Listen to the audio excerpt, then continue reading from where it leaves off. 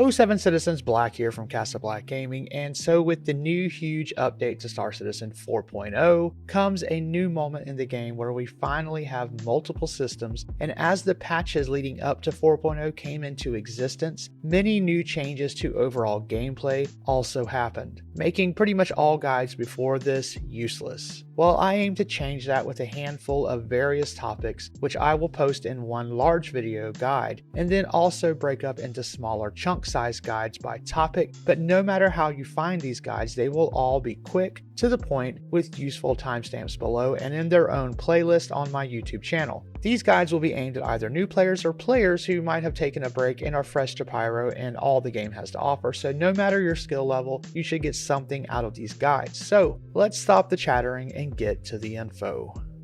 So for missions and reputation, we have a lot to cover, so I will be breaking these up into their own videos by mission type. I will probably combine them into their own overall missions guide at the very end, but for now these will be broken up, so look for these within the 4.0 playlist. Also, missions are called contracts in Star Citizen, so I will try to label them as such going forward, but mistakes will be made. Now, a simple explanation of the system is that there is a system for obtaining contracts that are offered in your Mobi-Glass by pressing F1.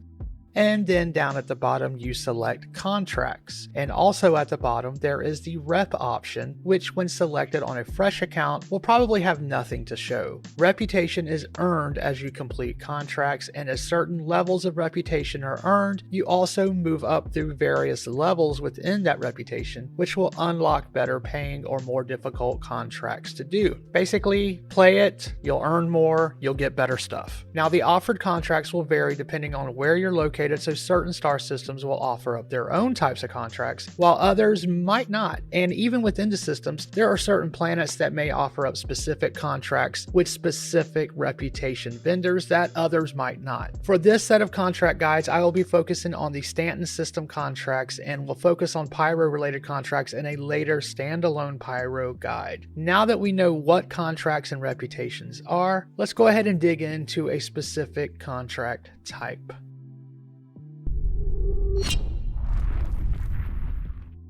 Salvaging is something you can do with or without a contract, but it does require you to own a special salvaging ship, whether through buying in-game with earned credits or by pledging with real money in the store. Now, I personally think if salvaging is something that you know you want to do as a main moneymaker, then the Drake Vulture is not only a great salvaging ship, but is a good starter ship as well. Not many other ships can make money for you right out the gate on a fresh server or account like the Vulture can, and with its 12 plus SU of cargo in the back, it also makes for a great cargo ship, not to mention its living quarters, including a bed, allowing you to stay out and bed log wherever you are, so you can play for 30 minutes and log, or stick around for hours. Anyway, enough about my love for the Drake Vulture, but I must mention that as of the time of me writing this script, there is a new salvage ship that looks to be in the same class as the Vulture, but made by Misk, which is called the Fortune. Now, it is very comparable and might even be a tad cheaper, and so that is also a possible small salvage option to get you going. And if you're watching this around the time that the ship comes out, just know that when ships are first released, that is usually the cheapest that you're ever going to be able to purchase them for, with most prices only ever going up after their initial release. Anyway, let's move on to salvaging contracts, as well as a little bonus salvaging tip that I'm going to offer up during. Alright, so go into your contracts and select salvage. Then you should have some options. You're going to need to pay a fee for this initial and most other salvage missions, but you will easily make your money back and then some. You're going to choose one that will be closest to you. So I chose the ARC L2 location since I was an ARC Corp. Now, a quick tip before you head out on your first salvaging job. I happen to be in Area 18 on ARC Corp, where there is a shop called the Dumpers Depot, which sells the best salvage scraper head for your ship, and by best I mean the largest. But from the Universal Finder website, you can type in Abrade and you will see many locations for the Abrade scraper module, and there should be one that's near you, no matter where you start out. It costs around 1,200 credits and is money well spent, and I recommend you pick it up before heading out to salvage, as that larger salvage head can actually scrape more faster. Now, it's not completely necessary, and I expect the price to go up one day, but grab it even as a new player because it's a larger scraping head for your ship and will make scraping go by so much faster. Buy it and then just install it to your ship, just as we did other ship parts from my earlier guides. Anyway, once you're ready to head out towards your mission, leave wherever you are and go into your map, and you should see the location to jump to. The ships to salvage are usually near Lagrange stations, and you will not be required to fly very far once you arrive there. These missions are pretty simple. You arrive and then scrape the hull, and once you've scraped it down to 0%, the mission completes, and you'll now have a lot more salvage contracts available. After doing one or two of these, more contracts open up with more expensive options. Some ships that can hold cargo might have some loot on board that you can grab when you arrive. You may also decide to take ship components or ship weapons that you find on these, and you can sell those as well. Due to my limited space on my Vulture when I'm solo, I tend to skip grabbing the components, but if I'm with another group member and they have a ship, I'll do so. All in all, you should at the very least break even just by completely scraping the hull and breaking up the ship and getting those construction resources, but you normally make some sort of profit as well. Now, I took a salvage for a Drake Cutter for 20k and then another for a Drake Corsair for 50k, and I wound up paying back what I put in, and then I also made 100k on the side for like a little over an hour's work. In just a moment, I'm going to show you a couple of other options for salvage that does not require you to pay anything up front, but might take more time. But first, let me briefly walk you through the steps to salvage. Feel free to skip ahead if you already know how the salvage mechanic works. To salvage a ship or panel you find that is salvageable, you must approach it, and then you will want to switch to your salvage mode. But first, you can salvage while you're in combat master mode, so long pressing B will switch to that mode so your shields are up while you're salvaging, and then to get into the salvage mode you press the M key by default. Now this calls out your salvage heads. You can switch from the smaller salvage heads to the bigger ones if you upgraded them, as I suggested in that quick tip earlier, by using the right mouse button. You can see which salvage heads are active up here on the screen. I have 2 abrades as my secondary, but if you did not upgrade, you will have an abrade on one side and a tractor beam on the other. Now let's talk about how to directly control your left and right salvage heads and your options for moving them. You switch to gyro mode so only the heads move and not the entire ship by pressing G. But this is a choice, and I personally prefer to move my ship. To me, especially with pirates about, this can keep me moving about the salvage area instead of sitting in one spot for a long time and being possibly blindsided by another player. The choice is yours though. Now a couple of other useful keys to know is how to turn on your left or right salvage heads in the Vulture. If you only want to have one or the other on, Alt plus A will switch to just the left salvage head, and Alt plus D will switch to having just the right salvage head active, and then you can push Alt and S, which will put them both active again. Now if these keys are not set by default, then feel free to set them, as it's something I find myself using often. There are a couple of other keys that I will show you once we get into breaking up the salvage ships. So with your salvage heads out and the size salvage head you want selected, you move closer to the ship, and then you push your left mouse button to fire the salvage beams. Now so long as the ship is not shielded, you can salvage it. If it is shielded, you will see a notification in the center of the screen, but salvage contracts should never have their shields on. Now for this portion of salvaging, you are just basically sucking up the hull or scraping it until the top layer is completely scraped away. Now with these salvage contracts, you can watch as the percentage drops, letting you know how far along you've got. Ships that have cargo will need to be relieved of said cargo before you get too far into salvaging, but it's safe to scrape the hull before or having another player grab the cargo while you're scraping. When I'm solo, I normally check the cargo first before I start.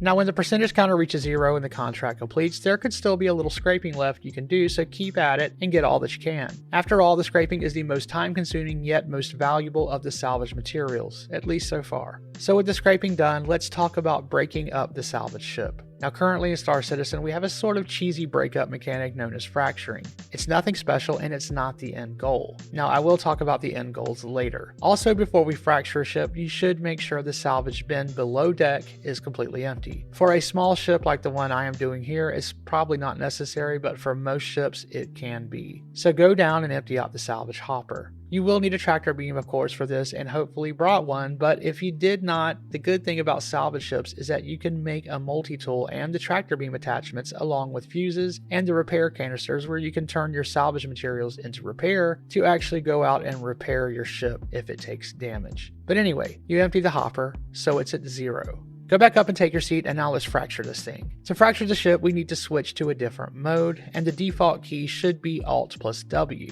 If you can fracture the ship, it will have a green highlight around it. Then you just press the left mouse button and it will begin to fracture. It looks like it's kind of rumbling or changing states of matter or something.